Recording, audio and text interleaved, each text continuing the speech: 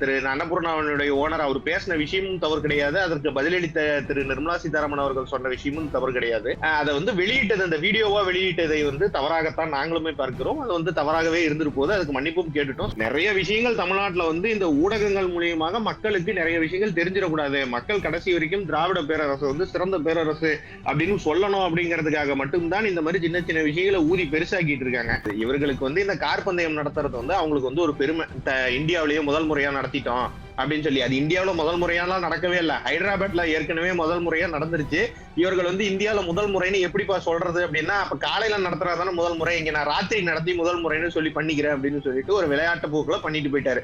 உதயநிதி ஸ்டாலின் அவர்கள் வந்து விளையாடுவதற்கு தமிழக மக்களுடைய வாழ்க்கையும் அவர்களுடைய வரிப்பணமும் தான் கிடைத்ததே ஒழிய, டெல்லி தலைமை வந்து 5 பேர் கொண்ட குழுவை வந்து தமிழகத்துல போட்டிருக்காங்க, மேற்பார்வையாளராக போட்டிருக்காங்க. சோ அவர்களுக்கு மரியாதை கொடுக்கணும் அப்படிங்கறதுனால அண்ணாமலையன் இந்த ஒரு விஷயங்களை வந்து மற்ற விஷயங்களை வந்து பேசாம இருக்காரு. தமிழக பல்ஸ், இது தமிழ்நாட்டின் நாடி துடிப்பு. அன்பு தமிழக பல்ஸ் நேயர்களுக்கு வணக்கம். நம்முடன் இன்று இணைந்திருப்பவர் பாஜகவிலிருந்து திரு சபரி செல்வன். வணக்கம் சபரி, உங்களை வரவேற்பதில் பெருமிதம் அடைகிறோம். வணக்கம் சுபாஜி. வணக்கம். நாட்டுல நிறைய பிரச்சனை போயிட்டு இருந்தது.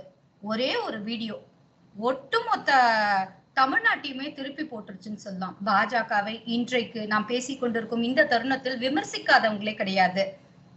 படிப்புக்காக லண்டன் போனவர் கூட அங்க இருந்து ஒரு மன்னிப்பு வந்து கேட்டிருக்காரு, ரொம்ப பெருந்தன்மையோடு. அது அப்படிதான் நம்ம பார்க்க வேண்டியதாக இருக்கு.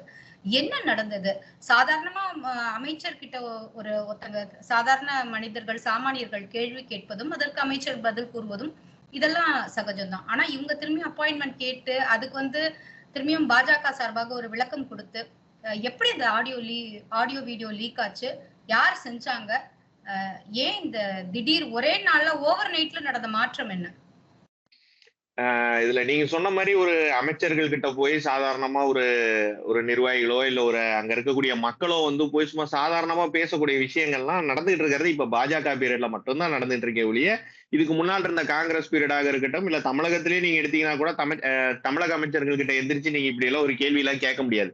இல்ல விஷயம் என்னன்னா, அந்த அன்னபூர்ணா அந்த ஹோட்டலினுடைய உரிமையாளர் வந்து அன்னைக்கு கேட்ட கேள்விகள் பாத்தீங்க அப்படின்னா, சாதாரணமா நம்ம பார்க்கும்போது வந்து ஒரு அழகிய கொங்கு தமிழ்ல வந்து அவர் அழகா கேட்டிருப்பாரு. அந்த ஒரு விஷயங்களை அவர் பாராட்டி தான் சொல்லியிருந்தாரு.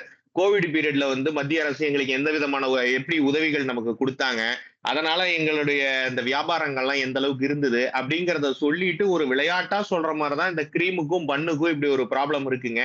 அவரு சொன்ன விஷயங்கள் அந்த வீடியோ ஃபுல்லா பார்த்திருந்தா தெரிஞ்சிருக்கும். தயவு செஞ்சு பர்சன்டேஜ் ஒன்னா வைங்க, அட்லீஸ்ட் 12% ரெண்டையும் மாத்தி வைங்க. அவங்களுக்கு வந்து அதை அதிகரித்து வைக்கிறதுல கூட எந்த ஒரு ஆட்சேபனையும் கிடையாது. ஏன்னா அவங்கள வந்து ரேட் எந்த அளவுக்கு இருக்கு அப்படிங்கறத அவங்களுக்கு நன்றாக தெரியும். நீங்க அதிகரிச்சு கூட வைங்க, ஒரே அளவுகோட்ல வைங்க அப்படிங்கிற ஒரு விஷயத்தை மட்டும்தான் மத்திய நிதியமைச்சர் திரு நிர்மலா சீதாராமன் கிட்ட அன்னைக்கு சொல்லியிருந்தாங்க. அதை வந்து தமிழக மீடியாக்கள் வந்து திருப்பி திருப்பி சுத்தி சுத்தி போட்டு, ஏன்னா அவர்களுக்கு வந்து மறைக்க வேண்டிய விஷயங்கள் நிறைய இருக்கு. தமிழகத்துக்கு வந்து மறைக்க வேண்டிய விஷயங்கள், ஏன்னா ஒரு இடத்துலயுமே இன்னைக்கு பாலியல் வன்கொடுமை தமிழகத்துல நடந்துட்டு இருக்கிறதெல்லாம் நீங்க பாத்தீங்கன்னா எக்கச்சக்கமா நடந்துட்டு இருக்கு. ஒரு பக்கம் முதலமைச்சர் அவர்கள் வந்து அமெரிக்கா போய் சுற்றுப்பயணம் செஞ்சு நிறைய முதலீடுகளை ஈர்த்துக்கிட்டு வரேன் அப்படின்னு சொல்லிட்டு, அவர் இதுவரைக்கும் என்ன ஈர்த்திருக்காரு அப்படின்னு சொல்லி பாத்தீங்கன்னா, திரு ஜெகத் ரட்சகன் எந்த அளவுக்கு ஒரு ஃபைன் கட்டி இருக்காரோ அந்த அளவுக்கு அமௌண்ட்டை தான் ஈர்த்திட்டு வராரு. அந்த ஃபைனை நேரா ஜெகத் ரட்சகன் கிட்டே கேட்டு வாங்கியிருக்கலாம். ஏன்னா இவர் போய் அந்த மாதிரி விஷயங்கள் எல்லாம் நீங்க மறைக்கணும் அப்படின்னா வேற ஏதாவது ஒரு விஷயங்கள் தமிழ்நாட்டுல நடக்கணும், தமிழ்நாட்டுல நடந்த மாதிரி காட்டணும். சோ இந்த விஷயங்களை வந்து அவர்கள் ஊதி பெருசாக்குறாங்க, ஒரு சின்ன விஷயத்த ஊதி பெருசாக்குறாங்க. இது வந்து அந்த அன்னபூர்ணா ஹோட்டலை சேர்ந்த அந்த உரிமையாளரே கூட விரும்பல. இப்படி ஒரு விஷயம் நடந்தது, ஐயோ நம்மளால இவங்களுக்கு ஒரு கெட்ட பேர் ஏற்பட்டிருக்கேன், நம்ம இவங்க வந்து நல்லது தானே பண்ணாங்க அப்படிங்கிறதான் திருப்பி அவர் அப்பாயின்மெண்ட் வாங்கிட்டு போய் அவங்க கிட்ட வந்து மன்னிப்பு கேட்கிறாரு. மன்னிப்பு கேட்கும் போது அங்க இருந்து ஏதோ ஒரு பாஜக நிர்வாகி பக்கத்துல, ஏன்னா நிர்மலா சீதாராமனோ திருமதி வானதி சீனிவாசனோ அங்க உட்கார்ந்துருக்காங்க அப்படின்னா கண்டிப்பா சுத்தி பாஜக நிர்வாகிகள் இருப்பாங்க. சோ இதை யாரோ ஒருத்தங்க வீடியோ எடுத்து போட்டாங்க. இப்ப தமிழக பாஜக தலைவர் அண்ணாமலை அவர்கள் வந்து இதற்கு மன்னிப்பு கேட்டார் அப்படின்னா, சாதாரணமா ஒரு சின்ன நிர்வாகிகளோ இல்ல ஒரு மண்டல இருக்க நிர்வாகிகளோ இல்ல வழக்கம் போல சமூக ஆர்வலர்கள்னு நம்ம சொல்லக்கூடிய பாஜக நிர்வாகிகளோ போட்டிருந்தா மன்னிப்பு கேட்க வேண்டிய அவசியம் இல்லை. இது வந்து ப்ரொஃபஷனல் அக்கௌண்ட். பாரதிய ஜனதா கட்சியினுடைய ஐடி விங்கினுடைய மாநில தலைவர் அதை வெளியிட்டு இருந்தாரு அப்படிங்கிறதுனால அது தவறான நடவடிக்கை அப்படின்னு சொல்லிட்டு பாஜகவினுடைய மாநில தலைவர் அவர்கள் வந்து மன்னிப்பு கேட்டிருந்தாங்க. சோ நாங்க வந்து தவறுகள் செஞ்சோம்னா அதை வந்து அக்செப்ட் பண்ணிக்கிறதுக்கு உண்டான மனப்பக்குவம் வந்து தமிழக பாஜக கிட்டையும் இருக்கு, எங்களுடைய மாநில தலைவர்கிட்டையும் இருக்கு. ஆனா இந்த விஷயம் நடந்த விஷயம் தவறு கிடையாது. திரு அன்னபூர்ணாவினுடைய ஓனர் அவர் பேசின விஷயமும் தவறு கிடையாது. அதற்கு பதிலளித்த திரு நிர்மலா சீதாராமன் அவர்கள் சொன்ன விஷயமும் தவறு கிடையாது. அதை வந்து வெளியிட்டது, அந்த வீடியோவா வெளியிட்டதை வந்து தவறாகத்தான் நாங்களுமே பார்க்கிறோம். அது வந்து தவறாகவே இருந்துட்டு போது. அதுக்கு மன்னிப்பும் கேட்டுட்டோம். ஸோ இதை பற்றி திரும்பவும் பேச வேண்டாம் அப்படின்னு சொல்லிட்டு மாநில தலைமையும் கூட நமக்கு அறிவுறுத்தி இருந்தாங்க. ஆனா இந்த சொன்ன விஷயங்களை வந்து ஊதி பெரிதாக்கியது வந்து இந்த சாப்பாட்டுக்குள்ள வந்து பூசணிக்காய் மறைக்கிற மாதிரி நிறைய விஷயங்களை மறைப்பதற்காக இந்த ஒரு விஷயங்கள் ஊதி பெருசாக்கப்பட்டதே ஒழிய மற்றபடி இது வந்து பேசு பொருளே கிடையாது. இந்தியாவில் வந்து ஒரு பேசு பொருள், தமிழ்நாட்டில் ஒரு பேசு பொருள் கிடையவே கிடையாது. உங்களால ஜிஎஸ்டி வந்து அதிகமா இருக்கு அப்படின்னு நினைக்கிறீங்கன்னா ஜிஎஸ்டி கவுன்சில்ல தமிழ்நாடு தானே இருக்கு. தமிழ்நாட்டில் ஜிஎஸ்டி கவுன்சில் சார்பாக போய் உட்காரவங்க வந்து இந்தந்த விஷயங்கள்லாம் ஜிஎஸ்டி அதிகமாக இருக்கு, அதனால இதெல்லாம் குறைக்கணும்னு சொல்லி பேசலாமே. அதெல்லாம் விட்டுட்டு இவர்கள் வந்து ஒரு நரேட்டிவ் செட்டிங் மாதிரி இந்த ஒரு விஷயத்தை எடுத்து வைத்து பேசுவது வந்து நிறைய விஷயங்களை மறைப்பதற்காக மட்டும்தானே ஒழிய வேற எந்த ஒருமான முகாந்திரமும் கிடையாது சுபாஜி இதுல. சபரி, நான் ஒண்ணு கேக்குறேன், நீங்க தவறா எடுத்துக்கலன்னா. ஒரு சாமானியர் வந்து எங்களுக்கு இது சரியில்லை, அதை சரி பண்ணி தாங்கன்னு சொல்லிட்டு ஓட்டு போட்டவங்க கிட்ட தானே கேட்பாங்க. அந்த மாதிரிதான் கேட்டிருக்காங்க. ஆனா அதற்காக அவர் மன்னிப்பு கேட்கணும், அது மன்னிப்பு கேட்டது ரைட்டுன்னு சொல்ல வரீங்களா நீங்க? இல்ல மன்னிப்பு கேட்டது தவறுலாம் நாங்க தவறு சரிங்கிறதெல்லாம் சொல்லவே இல்லை. அவர் கேட்கணுங்கிற அவசியமும் கிடையாதுங்கிறதான் எங்களுடைய ஒரு நிலைப்பாடு. அவர் வந்து போய் மன்னிப்பு கேட்கணும் அப்படிங்கிற அவசியமும் கிடையாது. அவர் போய் நிர்மலா அம்மாகிட்ட அவருக்கே மனசாட்சி உறுத்தி இருக்கு. நம்ம வந்து இந்த ஒரு விஷயத்தை ஒரு அழகான கொங்கு தமிழ், ஏன்னா அந்த வீடியோவை முழுவதுமாக யாருமே பார்க்கல. இந்த சன் டிவி ஒரு பெரிய பெரிய செய்தி நிறுவனங்கள்ல காட்டும் போதெல்லாம் எப்படி காமிச்சிருக்கான் அப்படின்னா, அந்த ஸ்பெசிபிக்கா அந்த ஒரு 20 செகண்ட் அவர் பேசின விஷயங்களை மட்டும் தான் எடுத்து கட் பண்ணி காமிச்சிருக்காங்களே ஒழிய, உண்மையிலே நாங்க அவருக்கு மற்றவர்கள் கிட்ட கேட்கக்கூடிய விஷயம் என்னன்னா, முழுவதுமான காணொலியை போய் பாருங்க. தயவு செஞ்சு இப்ப முழுசா என்ன பேசியிருக்காங்க அப்படிங்கறத போய் பாருங்க. அவர் பாராட்டி தான் பேசியிருக்காரு. மத்திய நிதியமைச்சர் அம்மா, நீங்க வந்து கோவிட் சமயத்துல எல்லாம் எங்களுக்கு அவ்வளவு உதவி பண்ணீங்கன்னு பாராட்டி தான் பேசியிருக்காரு. நீங்க அப்ப இப்படி எடுத்துக்கலாமா சபரி? அதாவது ஊடகங்கள் அடிக்கடி பிரேக்கிங் நியூஸுக்காக இந்த ஒரு 20 செகண்ட் கிளிப்பிங்க வந்து பெருசாக்கி இருக்காங்க. ஆமா, அவங்க ஊடக பிரேக்கிங் நியூஸ் மட்டும் கிடையாது, அவர்கள் மறைக்க வேண்டிய விஷயங்கள் நிறைய இருக்கு. தமிழகத்துல என்னென்னலாம் நடந்துகிட்டு இருக்கு அப்படிங்கறத வந்து அவர்கள் மறைத்து கொண்டிருக்க வேண்டிய விஷயங்கள் நிறைய இருக்கு. இந்த விஷயங்கள் எல்லாம் அவர்கள் வந்து எந்தெந்த விஷயம், இப்ப மகாவிஷ்ணுவோட பிரச்சனை நடந்தது, அதை எதை மறைப்பதற்காக மகாவிஷ்ணுவோட பிரச்சனையை கொண்டு வந்தாங்க, பள்ளி கல்வித்துறை அப்படிங்கறதெல்லாம் கூட நீங்க தீர ஆராய்ந்து பார்த்தீங்கன்னா உங்களுக்கு தெரியும். நிறைய விஷயங்கள் தமிழ்நாட்டுல வந்து இந்த ஊடகங்கள் மூலியமாக மக்களுக்கு நிறைய விஷயங்கள் தெரிஞ்சிடக்கூடாது, மக்கள் கடைசி வரைக்கும் திராவிட பேரரசு வந்து சிறந்த பேரரசு அப்படின்னு சொல்லணும் அப்படிங்கிறதுக்காக மட்டும்தான் இந்த மாதிரி சின்ன சின்ன விஷயங்களை ஊதி பெருசாக்கிட்டு இருக்காங்க. எங்களை பொறுத்த வரைக்கும் நாங்க செய்யக்கூடிய தவறு வந்து இந்த மாதிரி விஷயங்கள்ல வந்து நாங்க தவறா இந்த மத்திய நிதியமைச்சரோ இதெல்லாம் சொல்லவே இல்லை. நாங்க வந்து இந்த ஊடகங்களை வந்து எங்க கண்ட்ரோல்ல தான் வச்சிருக்கிறோம் அப்படின்னு சொல்லிட்டு வந்து மத்திய அரசு நாங்க ஒரு ஒரு துறையே வச்சிருக்கோம், ஒரு அமைச்சகமே வச்சிருக்கோம். அந்த அமைச்சகம் வந்து இன்னும் கொஞ்சம் சிறப்பாக செயல்பட்டு இது போன்ற தவறான செய்திகளையோ இல்ல மக்களுக்கு கொண்டு போற செய்திகளை மறைக்கும் நிறுவனங்கள் மீதோ கடுமையான நடவடிக்கை எடுக்காம அதை வேடிக்கை பாக்குறாங்களேங்கிற கோபம் எங்களுக்கு பாஜக நிர்வாகிகளுக்கே இருக்கு சுபாஜி. சபரி, நீங்க சொல்றீங்க அமெரிக்கா போய் முதலீடு ஈர்த்து வந்தார், ஆனா என்ன ஈர்த்திருக்காருன்னு தெரியல. ஜெகத் ரட்சகன் அவர்கள் கட்டிய ஃபைன் தான் அது, அதை கூட அவர்கிட்டயே வாங்கியிருக்கலாம். நீங்க சென்னை வந்து குண்டும் குழியுமா இருந்த இடத்துல வந்து ஒரு கார் ரேஸ் நடத்தி சென்னையை வந்து உலகறிய வச்சிருக்காரு. ஒரு 8 பெருநகரங்கள்ல நடந்த அந்த கார் ரேஸ் வந்து சென்னையில நடந்ததுன்னா இது எவ்வளவு பெரிய பெருமை இல்லையா? இது இந்த மாதிரியான ஒரு அரசு இருக்கும்போது நீங்க இப்படி சொல்றீங்களே. நீங்க இந்த F1 கார் ரேஸ் போன இந்த ரேஸ் ட்ராக் வச்சுக்கீங்க, அங்க போன கார்ல போய் நேரடியா பார்த்தவர்களுடைய நிலைமையை கேட்டு பார்த்துட்டு கோவளம்ல நம்ம ஆளுங்க கார் ரேஸ் போவாங்க. 2 கார் ரேஸையும் எடுத்து கம்பேர் பண்ணி பாருங்க, எந்த கார் வேகமா போச்சுங்கிறது உங்களுக்கு தெரிஞ்சிருக்கு. இதுல விஷயம் என்னன்னா, இது வந்து தமிழகத்துக்கு அவசியமா அப்படின்னு சொல்லி கேட்காத ஆட்கள் யாரு அப்படின்னு சொல்லி பாத்தீங்கன்னா திமுகவினுடைய உடன்பிறப்புகளை தவிர யாருமே கேட்காமலாம் கிடையாது.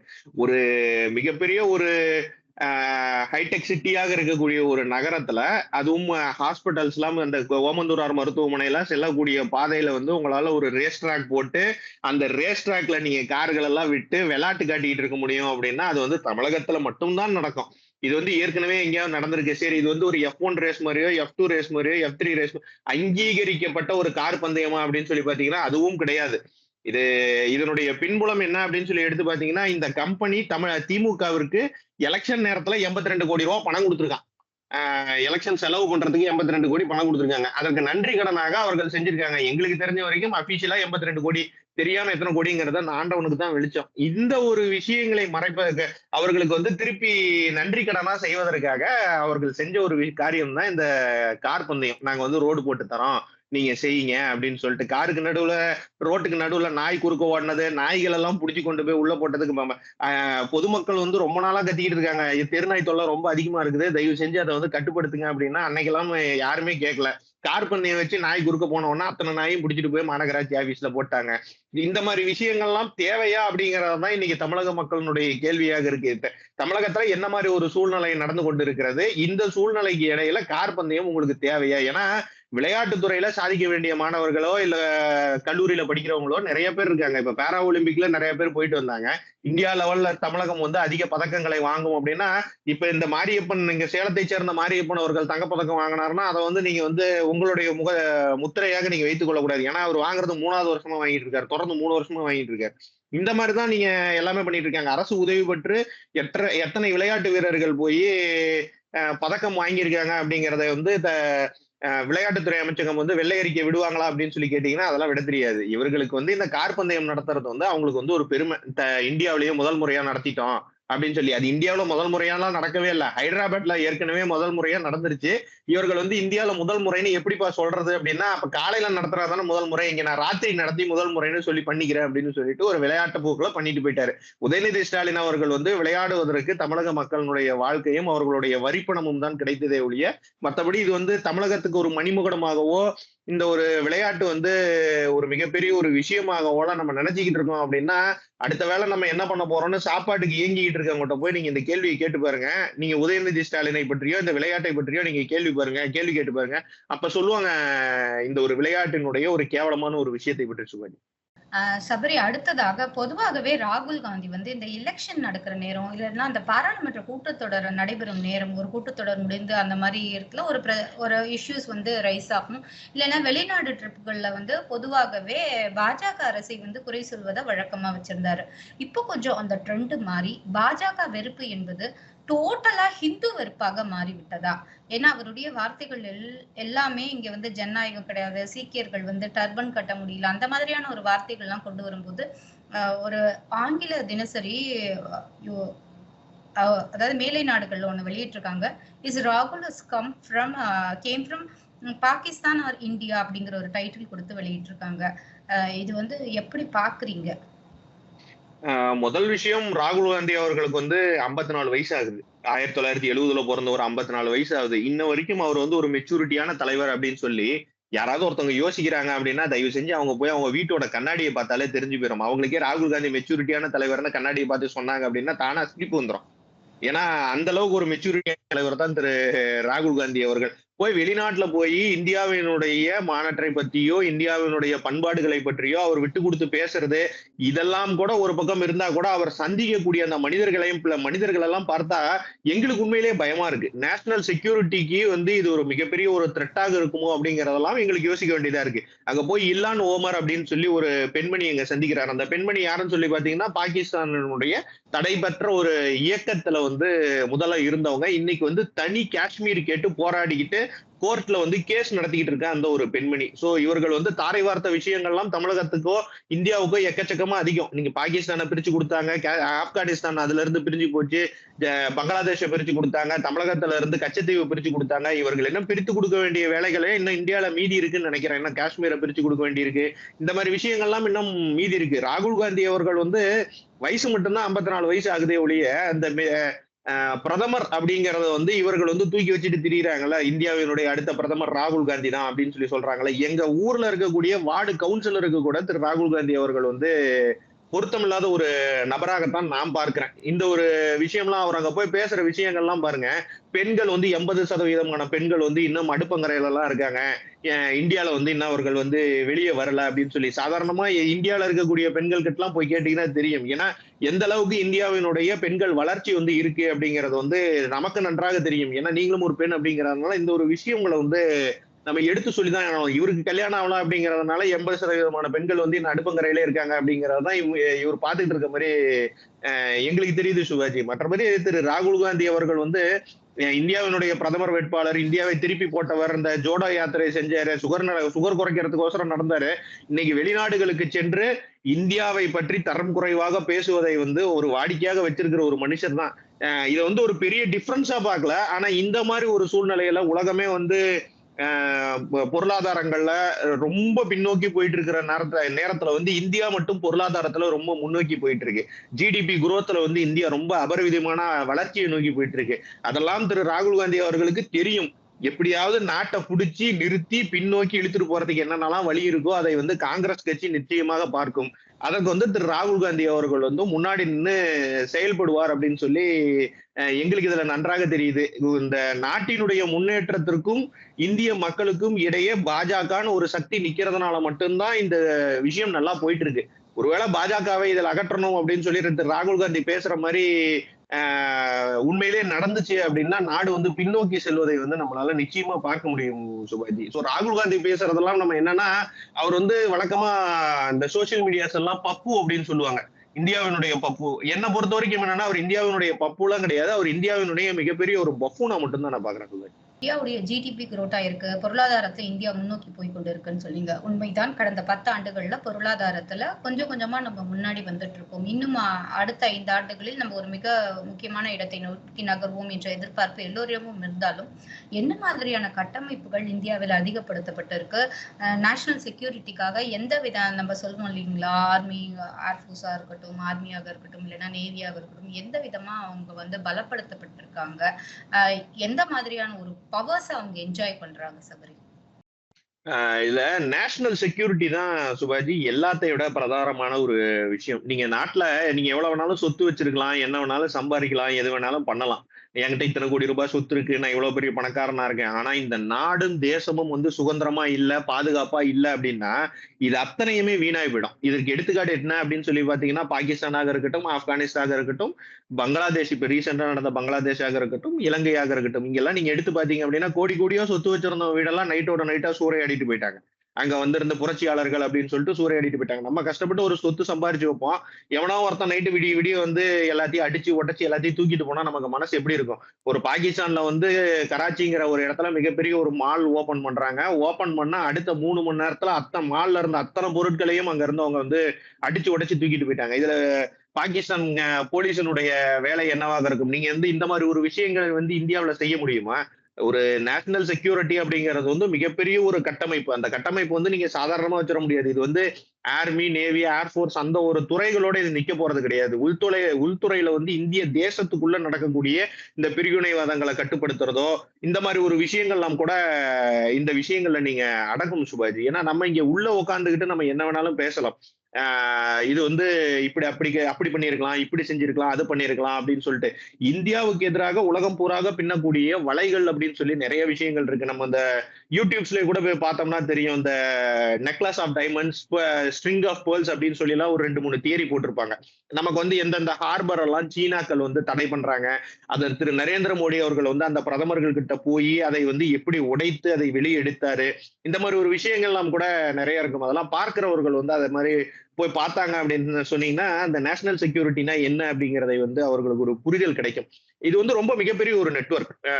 நம்ம நினைக்கிற மாதிரி உள்ள வந்து ஒருத்தன் தீவிரவாதி வந்து குண்டு வைக்கிறதோ இது மட்டும் வந்து நேஷனல் செக்யூரிட்டியினுடைய ஒரு அங்கம் கிடையாது. இதுவும் ஒரு நேஷனல் செக்யூரிட்டி தான். அதற்கு கூட வந்து உலக நாடுகள் வந்து நமக்கு எதிராக செய்யக்கூடிய வலைகள்ல இருந்து நம்ம எப்படி வெளியே வரோம், அதுல இருந்து நம்மளுடைய நாடு எப்படி முன்னேற்றத்தை நோக்கி போயிட்டு இருக்கு.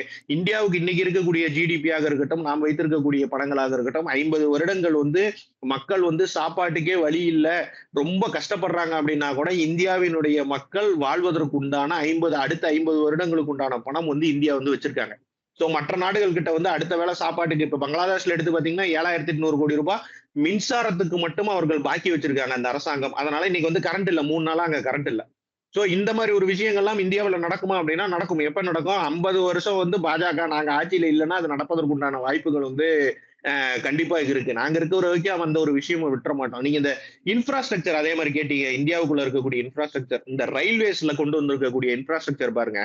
என்னைக்குமே ஒரு தொழில் முதலீடு பண்றதுக்கு வெளியில இருந்து வராங்க. இப்ப முதலமைச்சர் போயிருக்காரு தொழில் முதலீடு பண்ணணும் அப்படின்னா அந்த இன்ஃப்ராஸ்ட்ரக்சர் அந்த இடத்துல கரெக்டா இருக்கணும்.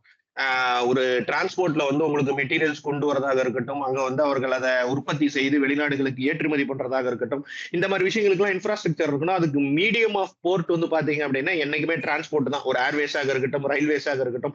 இதை வந்து இந்தியாவில இப்ப கொண்டு வந்திருக்க விஷயம் அதிகம். நீங்க வந்தே பாரத் ட்ரெயின்ஸ் வந்து நீங்க எப்படி எடுத்து பாத்தீங்கன்னாலும் வாரத்துக்கு 4 ட்ரெயின் 5 ட்ரெயின் வந்து ரிலீஸ் பண்ணிட்டே தான் இருக்காங்க. ஒரு போன வாரம் கூட தமிழகத்துக்கு ஒரு 5 ட்ரெயின் ரிலீஸ் பண்ணாங்க. ஸோ இது இது கண்டினியூஸா நடந்துகிட்டே தான் இருக்கு. ஸோ இந்தியாவினுடைய இன்ஃப்ராஸ்ட்ரக்சர் அதனுடைய கட்டமைப்பு வந்து வளர்ந்துகிட்டே தான் இருக்கு சிவாஜி. யாருமே சொல்ற மாதிரி வந்து நாங்க வந்து ஒரு இடத்துல ஸ்டாப் பண்ணிருக்கோம், நிக்கிறோம் அப்படிங்கிற பேச்சுக்கெல்லாம் வந்து பாரத தேசத்துல இடம் கிடையாது. முக்கியமாக நரேந்திர மோடி அவர்களுடைய ஆட்சி காலத்துல அதுக்கு இடமே கிடையாது. ஸோ இன்ஃப்ராஸ்ட்ரக்சர்ஸ் டெவலப் ஆயிட்டு தான் இருக்கு. National security is on good condition. இப்ப கரெக்டான ஒரு கண்டிஷன்ல இருக்கு. சுற்றி இருக்கக்கூடிய நாடுகளுக்கு பிரச்சனை இருந்தா கூட பாரத தேசம் வந்து எந்த ஒரு பிரச்சனையும் இல்லாமல் அமைதியாக சென்று கொண்டுதான் இருக்கிறது சிவாஜி. ஷிம்லால மிகப்பெரிய ஒரு ப்ரொட்டஸ்ட், அதுவும் சொல்ல போனா இந்துக்களின் மிகப்பெரிய எழுச்சியை பார்க்க முடிந்தது. இதை அடுத்து அங்க இருக்கிற அந்த மஸ்ஜித்தை கட்டினவங்களே எங்களுடையதை நீங்க கோர்ட் ஆர்டர் படி இடிச்சுக்கலாம் அப்படிங்கிற ஒரு மனுவை வந்து அந்த மாவட்ட ஆட்சியரிடம் கொடுத்திருக்காங்க. இதை எப்படி பாக்குறீங்க? இந்த மாதிரியான எழுச்சி இந்தியா முழுவதும் அவசியமாக்கப்படுகிறதா? இது வந்து ஒரு எழுச்சி அப்படிங்கறத தாண்டி சிவாஜி, நிறைய இடங்கள்ல வந்து இந்த வக்ஃப் போர்டாக இருக்கட்டும், அந்த முஸ்லிம்ஸாக இருக்கட்டும், இவர்கள் செய்யக்கூடிய அந்த ஒரு சின்ன விஷயங்களை எல்லாம் பற்றி கூட நம்ம வந்து ஒரு ஒரு சில கருத்துக்களை சொல்லித்தான் ஆக வேண்டும். ஒரு நிலம் ஒண்ணு இருக்கு, அது வந்து அந்த நிலம் வந்து யாருக்குமே சொந்தம் கிடையாது அப்படின்னா, ஒரு 10 வருஷம் கழிச்சு எடுத்து பாத்தீங்கன்னா அந்த நிலத்தினுடைய பட்டால வந்து வக்ஃப் போர்டு இந்த இந்த நிலம் வந்து வகுப்பு வாரியத்துக்கு சொந்தமான நிலம் அப்படின்னு சொல்லி எல்லாம் போட்டு வந்திருக்கக்கூடிய ரெக்கார்ட்ஸ் எல்லாம் கூட நம்மளால பார்க்க முடியுது. நானே விசிபிளா ஒரு 2 ரெக்கார்ட் பார்த்தேன். இது வந்து வக்ஃப் போர்டுக்கு நானும் கூட பர்சனலா அந்த ஒரு லெட்டர்ஸ் வந்து டைப் பண்ணி கூட அனுப்பியிருந்தோம். அந்த கவுன்சில் ஆஃப் மெம்பர்ஸ்க்கு அனுப்பியிருந்தோம். இதுல விஷயம் என்ன அப்படின்னா, இந்த வக்ஃப் போர்டுக்கு வந்து கொடுத்திருந்தக்கூடிய ஒரு பவர்ஸ் எம்பவர்மெண்ட் அப்படின்னு சொல்லி கூட 2013 வந்து மிகப்பெரிய ஒரு பவர் கொடுத்திருந்தாங்க. எந்தெந்த நிலமெல்லாம் வகுப்பு வாரியத்துக்கு சொந்தம்னு அவர்கள் நினைக்கிறார்களோ அந்த நிலத்தை வந்து வகுப்பு வாரியம் அவர்கள் பேரில் வைத்துக் கொள்ளலாம் அப்படிங்கிற மாதிரி ஒரு விஷயம் கொண்டு வந்திருந்தாங்க. இப்ப அதை தான் வகுப்பு வாரிய திருத்த சட்டத்துல வந்து அதை மாற்றி அமைக்கணும் அப்படின்னு சொல்லியிருந்தாங்க.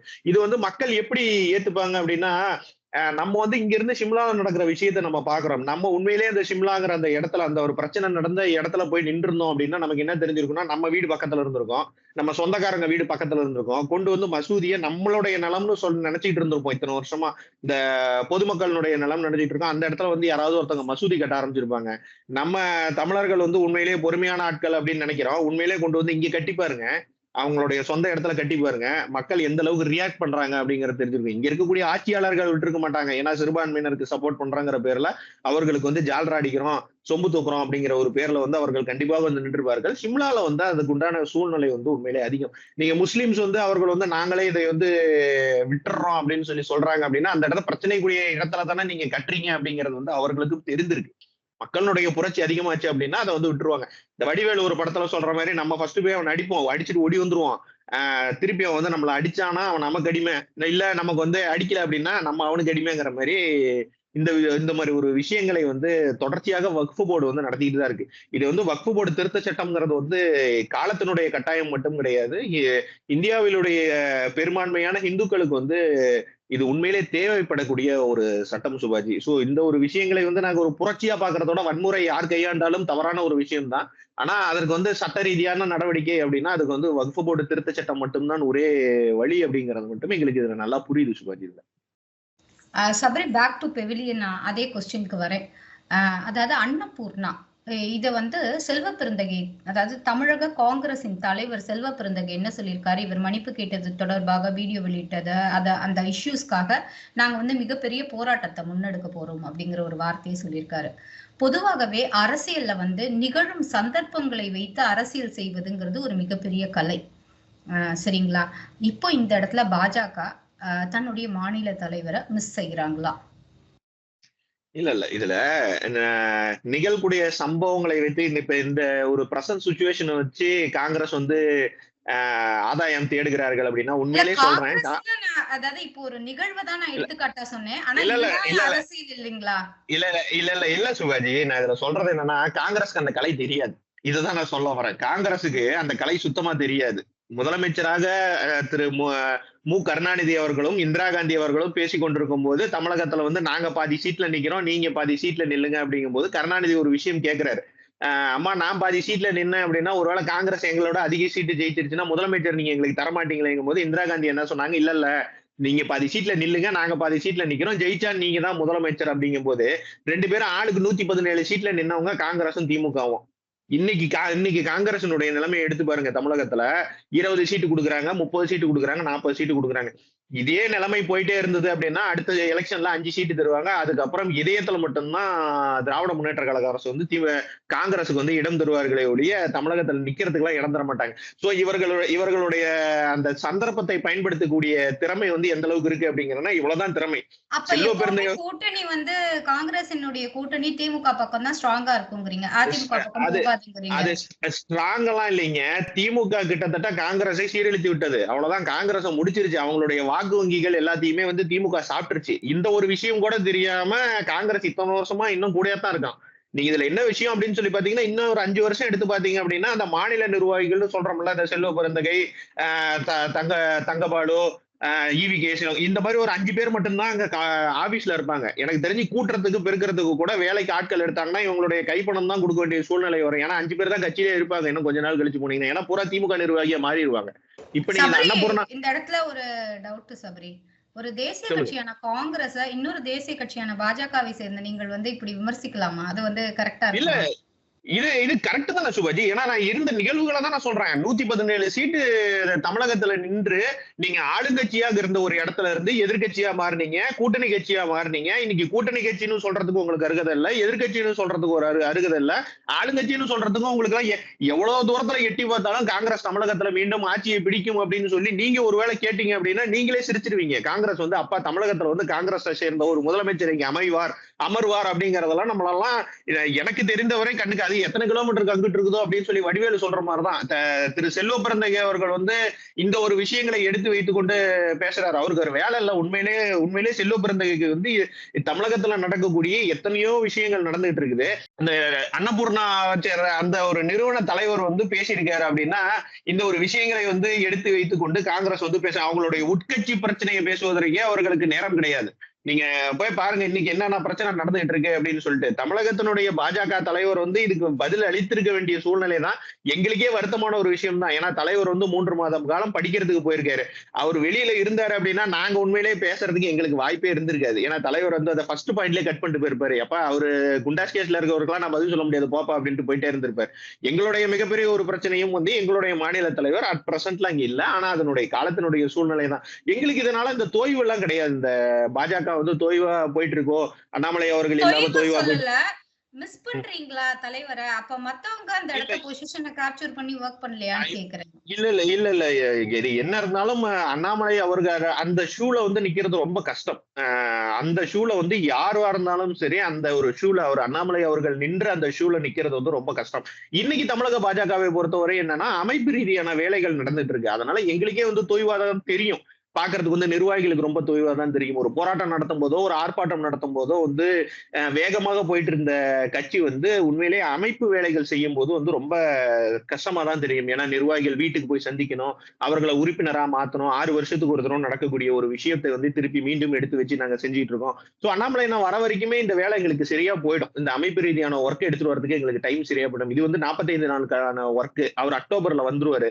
அவர் அங்கிருந்தும் கூட ஒரு மாண்பாக வந்து இந்த ஒரு விஷயங்களை வந்து பேச மாட்டேங்கிறாரு. ஏன்னா அதுக்கு காரணம் என்னன்னா டெல்லி தலைமை வந்து 5 பேர் கொண்ட குழுவை வந்து தமிழகத்துல போட்டிருக்காங்க, மேற்பார்வையாளராக போட்டிருக்காங்க. சோ அவர்களுக்கு மரியாதை கொடுக்கணும் அப்படிங்கறதுனால அண்ணாமலையன் இந்த ஒரு விஷயங்களை வந்து மற்ற விஷயங்களை வந்து பேசாம இருக்காரு. ஒருவேளை அவர் அங்கிருந்து 2 பேட்டி கொடுத்தாருன்னா கூட இந்த விஷயங்கள் எல்லாம் தானா அடிபட்டுரும். செல்வ பெருந்தகை அவர்கள்லாம் பேசுறதெல்லாம் தானா அடிபட்டுரும். காங்கிரஸ் வந்து போராட்டம் நடத்துறாங்க இந்த அன்னபூர்ணா விஷயத்துக்கு அப்படின்னா இவர்கள் செய்த ரயில் மறியலோட வல்லல தான் நம்ம பார்த்தோமே. வேற 5 பேர் போய் முன்னாடி ரயிலுக்கு முன்னாடி நின்று போராட்டம் நடத்திட்டு இருந்தாங்க. அதான் பார்த்தோமே. அங்க இருந்த போலீஸ்காரர்கள் மட்டும்தான் 50 பேரே ஒழிய காங்கிரஸ் கட்சிக்காரன் 5 பேர் போய் மட்டும்தான் போராட்டம் நடத்துவாங்க.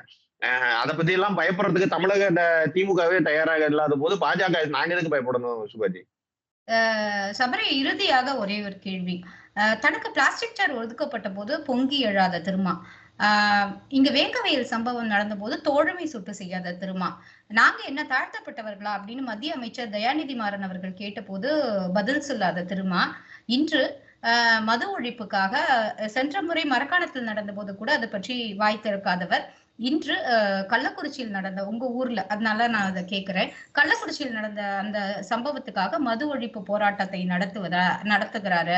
அதுக்காக அதாவது அதிமுக கூட இதுல ஜாயின் பண்ணிக்கலாம், இது தேர்தல் கணக்கு கிடையாது, இது என்னன்னா மது ஒழிப்புக்கு எதிரான யார் வேணா வரலாம் அப்படிங்கிற மாதிரி ஒரு ஓப்பன் ஹேண்ட்ஸை கொடுத்திருக்காரு. இது தேர்தல் அதாவது 2026 அந்த தேர்தல் வியூகத்துக்கான புதிய கூட்டணிக்கான அச்சாரமா, இல்லைன்னா இருக்கிற வெற்றி கூட்டணியிலேயே தொடர்றதுக்கு இன்னும் எக்ஸ்ட்ரா 2 தொகுதி இது கிடைக்கும் அப்படிங்கறதுக்காக ஒரு ஏற்பாடு செய்யப்பட்ட நிகழ்வா, இல்லைன்னா தாழ்த்தப்பட்டவர்கள் ஒதுக்கப்பட்டவர்களுக்காக இவர்கள் தான் சொல்லிக் கொள்வதற்கான உண்மையான சமூக நீதியா இது? திருமாவளவன் எத்தனை வாட்டி போய் திமுக ஆபீஸ்ல கேட்டாலும் 1000, 2000, 3000னா கடைசியா திமுக பிம்பிளிக்கா பின்னு 2 சீட்டு மட்டும் தான் தரப்போறாங்க. அதை தாண்டி ஒண்ணும் தரப்போறது கிடையாது. இதுல அவர் இந்த கள்ளக்குறிச்சியில போராட்டம் நடத்துவதற்கு காரணம் அப்படின்னு சொல்லி நீங்க பாக்குனீங்கன்னா அப்படின்னா, முதலமைச்சர் வெளிநாடு போயிருக்காரு. இன்னும் செப்டம்பர் மாசத்தோட பேமெண்ட் வந்திருக்காது. சோ அதனால நான் எதிர்த்து வேலை பார்க்கறேன் அப்படிங்கிற மாதிரிதான். இது ஒரு விளையாட்டுத்தனமா சொன்னா கூட இது ஒரு அரசியல் வியூகமாக நீங்க எடுத்து பார்க்கலாம். ஏன்னா திருமாவளவனுக்கு ஓட் பேங்க்ஸ் எந்த அளவுக்கு ஒரு ரிடியூஸான ஒரு ஓட் பேங்காக மாறப்போகிறது அப்படிங்கிறது ஏற்கனவே ஒரு இன்டர்னல் ரிப்போர்ட் கண்டிப்பாக திமுக ஆளுங்கட்சிக்கு போயிருக்கும். இதுக்கு புதிதாக வந்திருக்கக்கூடிய ஒரு நடிகர் கட்சி புதுசா ஆரம்பிச்சிருக்காருல, அதனுடைய பெரிய தாக்கம் கண்டிப்பாக 2026 தேர்தலில் இருக்கும். ஏன்னா அவர் மெயினா சாப்பிட போற அந்த ஓட் பேங்கே திருமாவளவனுடைய ஓட் பேங்க்கும் நாம் தமிழனுடைய ஓட் பேங்கையும் தான் அவர் மெயினா சாப்பிட போறாரு. இந்த ஒரு விஷயங்கள் இருக்கும்போது திருமாவளவன் ஆட்டோமேட்டிக்கா அவருடைய ஓட் பேங்க் ரெடியூஸ் ஆச்சு அப்படின்னா அவருக்கு உண்டான வேல்யூவேஷன் உண்மையிலே கம்மியாகும். சோ நாங்க வெளியே போய் திருப்பி நாங்க ஒரு சீரியஸான ஒரு கட்சி மாதிரி நீங்க மக்கள் மத்தியில நின்றாக மட்டும்தான் நிர்வாகிகளும் அந்த அங்க இருக்கக்கூடிய தொண்டர்களும் கொஞ்சம் உற்சாகம் அடைவாங்க. சோ அவர்கள் வெளியே ஆட்டோமேட்டிக்கா இந்த கள்ளக்குறிச்சி விஷயத்துல, ஏன்னா இத்தனை வருஷம் கள்ளக்குறிச்சி இன்சிடென்ட் நடந்து கிட்டத்தட்ட 6 மாசம் அது மக்கள் பாதிக்கப்பட்ட மக்களுக்கு உடனடி தீர்வு வேணும்னு நினைச்சோம்னா உடனடி போராட்டம் தான் நடத்தணுமே ஒழிய, நாங்க அன்னைக்கு உடனடியாக போராட்டம் நடத்தணும், எல்லா இடத்துலயும் நாங்க கைதானோம். அத்தனை மாவட்டங்களையும் கள்ளக்குறிச்சியில நடந்த கள்ளச்சாராய விவகாரத்துக்கு எதிராக பாஜக தொண்டர்கள் எல்லா இடத்துலயுமே எல்லா மாவட்டங்கள்லயுமே கைதானாங்க. சோ அந்த ஒரு விஷயங்கள் முடிஞ்சு எத்தனை நாள் ஆகுது? இப்ப 3 மாசம் 4 மாசம் கழிச்சு நீங்க போராட்டம் நடத்துறீங்க அப்படின்னா யாருக்காக போராட்டம் நடத்துறீங்க? தமிழகத்துல மொத்த தமிழகத்திலயுமே இருந்த மது ஒழிப்புக்கோசரம் நீங்க போராட்டம் நடத்துறீங்க அப்படின்னா அது அக்டோபர் 2 நீங்க சூஸ் பண்ணி காந்தி ஜெயந்தி பிறந்த அன்னைக்கு நாங்க சூஸ் பண்ணி நாங்க நடத்துறோம் அப்படின்னா நீங்க தானே கூட்டணியில இருக்கீங்க. இதே திருமாவளவன் அவர்கள் தான் கூட்டணியில இருக்காங்க. இந்த கள்ளக்குறிச்சி இன்சிடென்ட்ல 69 பேர் சாகும் போது மைக்கு நீட்டும் போது திருமாவளவன் இதை தவறு அப்படின்னு சொல்லி எந்த இடத்துலயுமே பேச கிடையாது. கள்ளச்சாராயம் விற்றதை பற்றி அவர் எந்த இடத்துலயுமே பேச கிடையாது. அவர் பேசின விஷயங்கள் என்ன? மதுவை குடித்து இறந்துட்டாங்க, அவர்களுக்கு 10 லட்சம் ரூபாய் அந்த நிதி உதவி மட்டும் பத்தாது, அவர்களுக்கு அரசு வேலையும் சேர்த்து தரணும் அப்படிங்கிற ஒரு விஷயத்தை பேசியிருந்தாங்க. கள்ளச்சாராயம் ஒரு பள்ளியினுடைய வாகன ஓட்டுநர் நெஞ்சு வெளியில 30 குழந்தைகளை காப்பாத்தி செத்து போனா அவர்களுக்கு கொடுக்குற பணம் 2 லட்சம் ரூபாய். ஒரு போலீஸ் கான்ஸ்டபிளோ உயிரோடு இருக்கும் போதே இறந்துட்டாரு, டியூட்டில இருக்கும் போது இறந்துட்டாருன்னா அவருக்கு கொடுக்குற பணம் 5 லட்சம் ரூபாய். குடிச்சிட்டு சாவரவனுக்கு 10 லட்சம் ரூபாய் இந்த அரசாங்கம் கொடுத்து அவர்களை ஊக்குவிக்கும் போது நீங்க எக்ஸ்ட்ராவா இன்னொரு அரசு வேலையும் சேர்த்து கொடுங்க அப்படின்னு சொல்லி சொன்னீங்க அப்படின்னா, கவர்மெண்ட் ஜாபுக்கு போன தடவை டிஎன்பிஎஸ்சி எக்ஸாம் எழுதணுமா மொத்தம் 25 லட்சம் பேர் பரிசு எழுதியிருக்கான். சோ கவர்மெண்ட் எக்ஸாம் அந்த கவர்மெண்ட் வேலை வாங்குவதற்கு எளிதான வழி கள்ளச்சாராயம் தான் எளிதான வழியாக மக்களுக்கு தெரிஞ்சு போயிடும். இந்த உங்களுக்கு ஈஸியா வழி வேணும் அப்படின்னா கள்ளச்சாராயம் குடிச்சிட்டு செத்தா 10 லட்சம் ரூபாய் பணமும் கொடுக்குறாங்க, வீட்டுக்கு ஒருத்தருக்கு அரசு வேலையும் கொடுக்குறாங்க அப்படின்னு சொல்லிட்டு இதெல்லாம் ஊக்கப்படுத்துறதுக்கு உண்டான வழியை தான் தமிழக அரசு செய்து கொண்டு இருக்கிறது. அதை திருமாவளவன் அவர்கள் சப்போர்ட் பண்றாரு. இதுல விஷயம் பாத்தீங்க அப்படின்னா 2026 நாடாளுமன்ற தேர்தலுக்கு அவர் இங்க இருந்தே துண்டு போட்டு வைக்கிற ஒரு விஷயம் தான் நடக்குது. ஏன்னா திமுக எந்த மாதிரி ஒரு சூழ்நிலையில இருக்காங்க அப்படின்னா, ஒருவேளை பாமக நம்ம பக்கம் வருவாங்களோ அப்படிங்கிற ஒரு சூழ்நிலையில திமுக இருக்காங்க. இந்த நார்த் சைடோட ஓட்டெல்லாம் கவர் பண்றதுக்கு பாமகவே மெல்ல நம்ம இழுப்பதற்குண்டான சூழ்நிலையில இருக்காங்க. சோ திருமாவளவன் பாமகவும் இருந்த இந்த 2024 கூட்டணி வாய்ப்புகள் 2026ல பல திருப்பங்களை நம்மளால பார்க்க முடியும். சிவாஜி, நீங்க நம்ம கேட்கிற மாதிரி பாஜக தனித்து விடப்படுமா அப்படின்னு சொல்லி யோசிக்காதீங்க. இதுல என்னன்னா பாஜகவுக்கு ஒரு மிகப்பெரிய ஒரு பலமாக கூட அமையலாம். புதிதாக அந்த நடிகரும் எங்களுடைய மாநில தலைவரும் இணைந்தா அது எந்த அளவுக்கு போகும் அப்படிங்கறதெல்லாம் கூட நீங்க கற்பனை செஞ்சு பாத்துக்கோங்க. இதெல்லாம் ஒரு ஹிண்ட் தான். நாங்க 2026ல என்ன வேண்டுமானாலும் நடக்கலாம், எப்படி வேணாலும் கூட்டணி அமையலாம், எது வேணாலும் நடக்கலாம். அண்ணாமலை அண்ட் விஜய் அப்படிங்கறதை வைத்து ஒரு பக்கம் ஒரு தராசுல வைத்து கொண்டு மத்த பக்கத்துல நீங்க ஏடிஎம்கே டிஎம்கே அப்படின்னு சொல்லி வச்சீங்கன்னா அது ஒரு டிஃபரன்ஸ் ஓனராக இருக்கும். அண்ணாமலை விஜய், இத்துடன் இந்த நேர்காணலை முடிக்கிறேன். மீண்டும் அடுத்த நேர்காணலில் தொடர்வோம். நன்றி, வணக்கம். நன்றி.